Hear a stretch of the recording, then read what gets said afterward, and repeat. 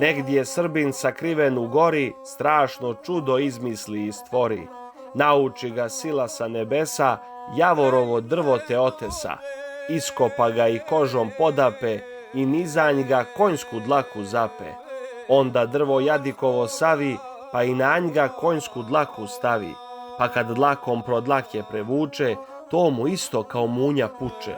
Cijel svijet začudi se tome šta izmisli Srbin rodu svome. Gusle za mene predstavljaju nit ka sebi, ka stvaralaškoj energiji, ka Bogu. Svaki narod ima svoju pjesmu i svirku po kojoj se poznaje.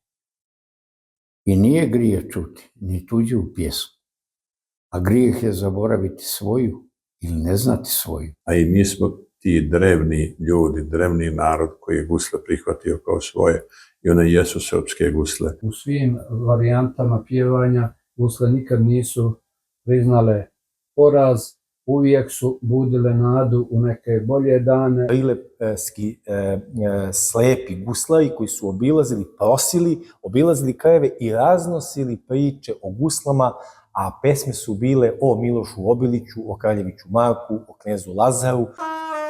Epska poezija ima golubiju dušu, junačka je jer je izazvana, a plemenita je jer je čovjekoljubna. Naša epska poezija sadrži temeljne hrišćanske vrijednosti. Bavljanje guslama ne vidim kao ni posao, ni zanimanje, ni hobi, nego jednostavno način života i neki dar od Boga koji čovjek treba da prenese svim ljudima. Moj pokojni djed je došao u Kulu 58. godine. Interesantno je da je tada sa suprugom, dvoje dece, 2 drvena kofera donio i gusle koje su dan danas u mom domu. Narodna epska poezija i epika je čuvar srpske duše. Kažu da je frula duša Srbinova, a gusle su istorija. Gusle moje, ovamo te malo, amo i ti tanano gudalo, da prevučem, da malo zagudim, da mi srce odlakne u grudim.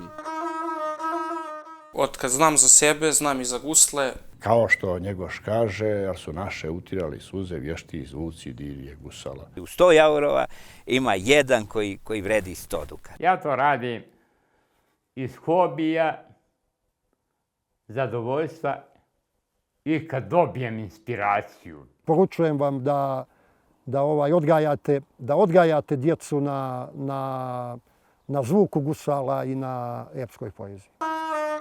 Rđav pevač i dobru pesmu rđavo upamti i pokvareno je peva i kazuje, a dobar pevač i rđavu pesmu popravi prema ostalim pesmama koje zna.